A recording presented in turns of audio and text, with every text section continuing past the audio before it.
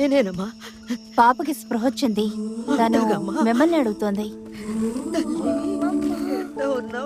పడుకో పడుకో. అమ్మమ్మ, ఇక్కడే అమ్మ జ్ఞాపకంగా ఉండే పుత్తని పగలగొట్టేశాను. అయ్యో.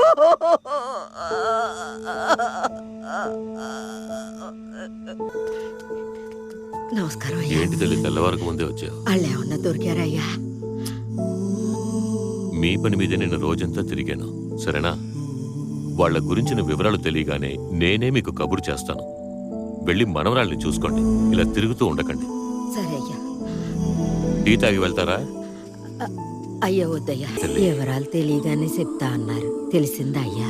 సెన్సస్ కెమెరా ఫుటేజ్ ఇప్పుడే వచ్చింది. మొత్తం కరప్ట్ అయిపోయిందంట.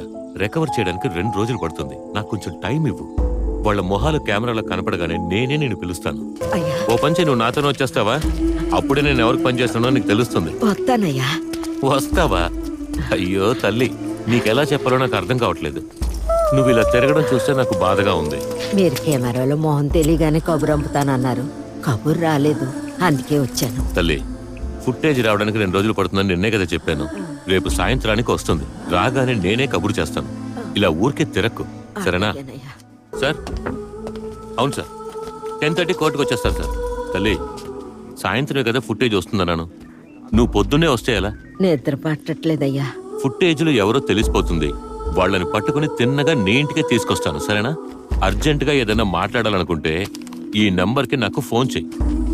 ఇలా ఊరికే తిరక్కు. 9.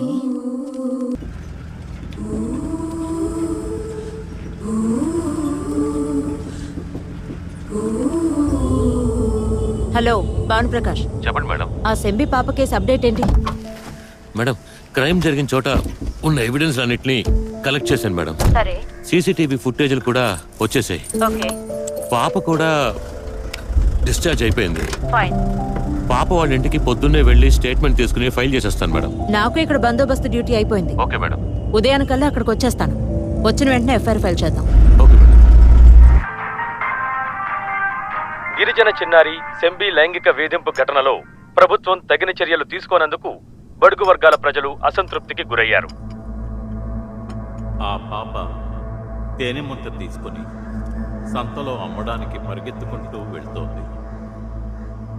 అప్పుడు ఎక్కడ్నుంచో వచ్చిన 3 కామ పిశాచులు ఆ పాపను బలాత్కరించి చీల్చి చెండాడి కొరుక్కు తిని ఎంగిలాకులా పడేసి వెళ్ళిపోయారు. ముఖ్యమంత్రి గారు, సార్, సెంబి పాపకి జరిగిన కథని అన్ని చోట్ల చెప్పి ఈశ్వరరావు గారు సానుభూతి కోరుతున్నారు. ప్రజాదరణ కూడా ఆయనకి పెరుగుతూ వస్తోంది. కానీ ఇంతవరకు ఈ ఘటన గురించి మీ అభిప్రాయం చెప్పలేదు. ఏ? ఆయన చెప్పేవని కథలన్నీ మీరే అంటున్నారు. ఆయన స్టేజీ మీద కథలు చెప్పడం మానేసమ్మా, ఎంచక్కా వెళ్ళి సినిమాలు తీసుకోవచ్చు.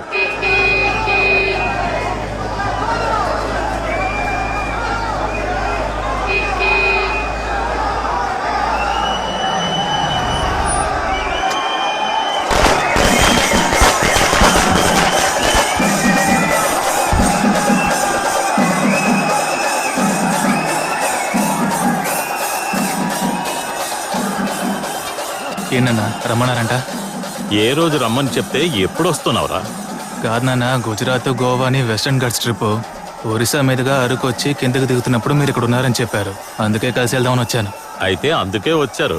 మన పార్టీ యువజన నాయకుడిగా నీ పేరునే ప్రకటించాలని అందరూ మాట్లాడుకుంటున్నారు. అంతవరకు తోక ముడుచుకుని బుద్ధిగా నడుచుకో. మీ వీరాభిమానిని మీకోసం ప్రాణమని అయితే ఈ దండ నువ్వే వేసుకెళ్ళి పడుకో. సార్, సెంబి మ్యాటర్ మర్చిపోకండి. పైగా ఎగ్జిట్ పోల్స్ 173 నియోజకవర్గాలు మనవే అంటున్నాయి. 173 నియోజకవర్గాలు కాదు లాయరు, 175 నాకు కావాలి. ఆ బాధించబడ్డ పసిపిల్ల చేతులతోనే వాడి పునాదుల్లోని ఒక్కో రాయిని తీయిస్తాం.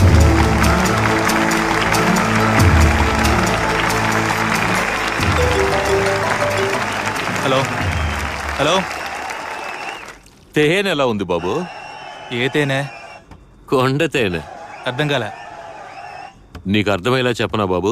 సెంబి అనే కొండ నివాస పిల్ల గోడుని నేను వివరిస్తే కథలు బాగా చెప్తున్నాడని ముఖ్యమంత్రి అంటున్నారు.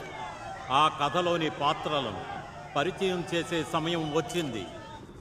24వ తారీఖు ఉదయం 10 గంటలకి పొల్లిగూడ గ్రామం పక్కనున్న సారబెడ్డ కొండ మీద AP06JB7726 కారు లోపలికొచ్చిందంట.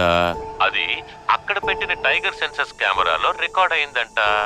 ఆ తర్వాత ఎన్నో బీర్లు, సిగరెట్ పొగ కెమెరాని కమ్మేసేయంట. ఆ బండ్లో ఉన్న ముగ్గురు అటువైపుగా తేనె తీసుకుని వెళుతున్న అమ్మాయితో దాగుడు మూతలాడింది, చెడుగుడాడింది కెమెరా 3కి కనిపించిందంట.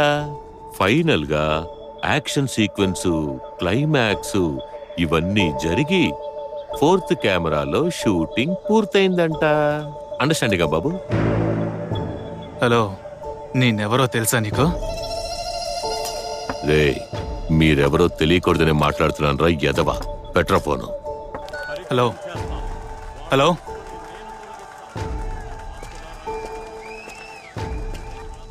ఎరా ఇంకా బయలుదేరలేదా? అడుగుతున్నాను కదా, ఏమైందిరా? ఎందుకు బయలుదేరలేదు? అంకుల్, అరకులో ఒక చిన్న పిల్లని మేము మందేసి వెళ్ళి కార్లో కూర్చోండి. ఆ ఇన్స్పెక్టర్ నెంబర్ ఇవ్వు.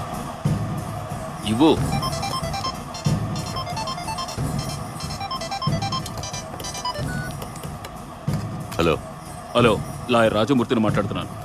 మాట్లాడండి. నేను ప్రతిపక్ష నాయకులు ఈశ్వరరావు గారు లాయర్ రాజమూర్తిని మాట్లాడుతున్నాను. ఓ, షూటింగ్ పార్టీయా? ఏంటి మా కుర్రాళ్ళతో తేనె, సీను, కెమెరా అంటూ కథలు చెప్పారట? సార్, కథ కాదు సార్, సినిమాగానే ఉంది. వచ్చి చూస్తారా? ఎప్పుడు వస్తారో చెప్పండి. బాక్స్ టికెట్, జంతికలు, చెగోడీలు అన్ని ఏర్పాటు చేస్తాను. మేము రాకపోతే ఓటీటీలో వరల్డ్ వైడ్ రిలీజ్ చేస్తాను. సెల్ ఫోన్లో చూసుకోండి. హలో,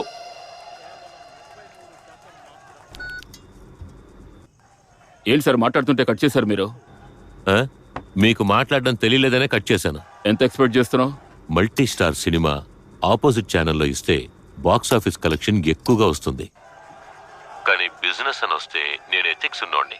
ఒక మనిషికి ఒక సీ, ముగ్గురికి 3 సీలు. ఇది నీకే ఓవర్గా లేదు? దీనవ్వ ఏడ్చినట్టుంది. ఏమిటి ఏమన్నా? అరటికాయ అన్నాను సార్. అరటికాయ ఫ్రై అన్నాక కరకరమంటూ బాగా షార్ప్ గా ఉండాలి కదా. చలివిడి ముద్దలో ఉంటే ఎలా సార్? కరెక్టే కదా సార్? Deal okay. ఇది షార్ప్ సార్. ఎవిడెన్స్ మేము ఎలా కలెక్ట్ చేసుకోవాలి? అకౌంట్ నెంబర్ పంపిస్తాను. 50% పంపించేయండి. ఎవిడెన్స్ ఎక్కడ తీసుకురాలో చెప్పండి, తీసుకొచ్చి ఇచ్చేస్తాను. మిగతాది కేసు క్లోజ్ చేసి తీసుకుంటాను. కేసు ఎలా క్లోజ్ చేయబోతున్నావు? పాప గార్డియన్ ఒక ముసల్ది. దాని దగ్గర స్టేట్మెంట్ మాత్రమే తీసుకున్నాను. ఇంకా ఎఫ్ఐఆర్ రాయలేదు. రేపు ముసల్దాన్ దగ్గర వైట్ పేపర్లో ఓ సంతకం తీసుకుని అడవి కుక్కలే ఆ పాపని అటాక్ చేసేయని కేసు క్లోజ్ చేసి పారేస్తా. ముసల్ది ఒప్పుకోలేదంటే ముసల్దాన్ని క్లోజ్ చేసి పారేస్తా.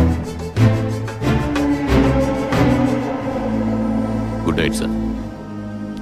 హలో హలో సార్, చాలు. వద్దు, చాలు. పాయసం ఉందా? ఉంది సార్. ఒక్క నిమిషం సార్. మీరు నాకు పాయిజన్ పెట్టినా పెడతారు. నాకు చాలు, నేను బయలుదేరతా. హలో శాంతి మేడం, చెప్పండి సార్. నేను మీకు 3 హుండీలు పంపించాను. ఒక్కో దాంట్లో ₹1 వేయండి. మొత్తం ₹3 వేయండి. వేస్తాను సార్. ఏ నియోజకవర్గానికి సార్? హలో, తిరుపతి అని రాసుకోండి. ఏమయ్యా, ఎవడబ్బు సొమ్ము తీసుకువెళ్ళి ఎవడుండిలో వేస్తున్నావు? వాడిని నరికి పారేయడం మానేసి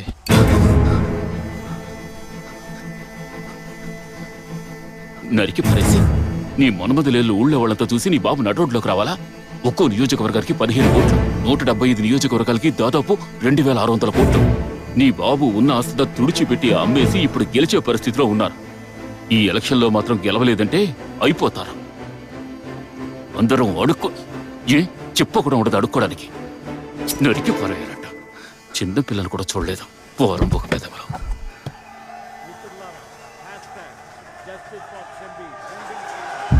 నేను గద్దెనెక్కాక చేసే మొదటి సంతకం ఆ పిల్లని నాశనం చేసిన కిరాతకుల్ని వెంటనే ఉరి తీయడానికే. ఇది సత్యం, సత్యం, సత్యం. మీ నాన్న మాటలు విన్నావుగా? ఈ విషయం మీ నాన్నకు తెలిసిందో మీరు ముగ్గురు చస్తారా?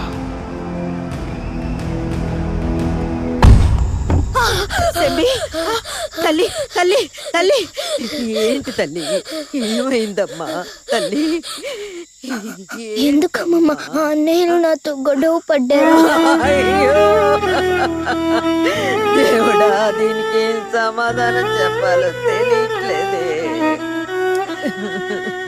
పడుకో పడుకో. అమ్మమ్మ, నాకు చాలా భయంగా ఉందమ్మమ్మ. ఏం లేదు తల్లి, ఏం లేదమ్మా.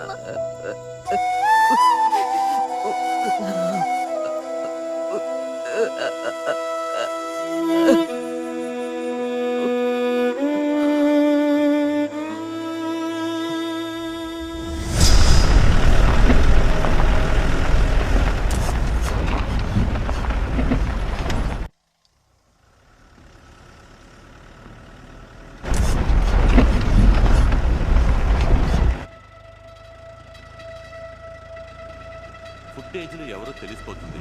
వాళ్ళని పట్టుకుని తిన్నగా నీట్గా తీసుకొస్తాను, సరేనా?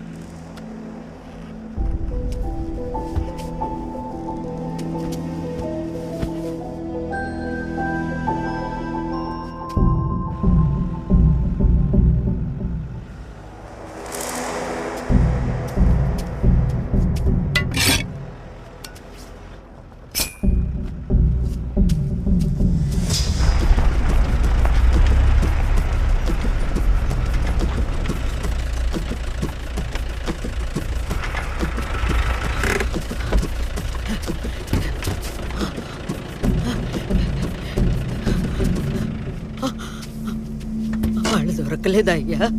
ఏంటి తల్లి? ఉండు, వస్తున్నా. తల్లి, వాళ్ళు దొరికితే ముందు అరెస్ట్ చేయాలి, రిమాండ్లో ఉంచాలి, కోర్టుకు తీసుకెళ్ళాలి. ఆ తర్వాత ట్రయల్ ఉంది.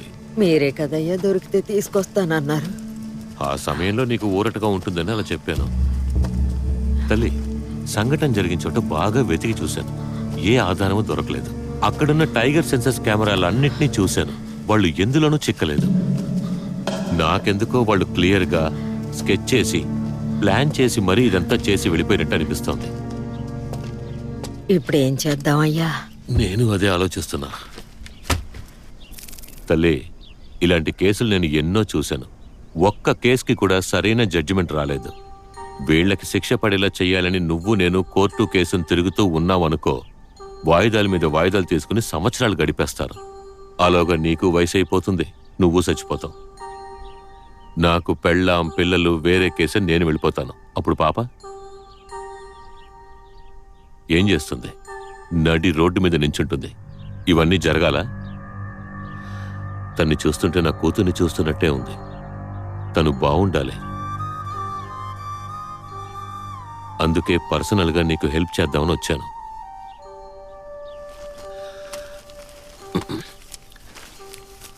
ఇదిగో, ఇందులో 50,000 రూపాయలున్నాయి.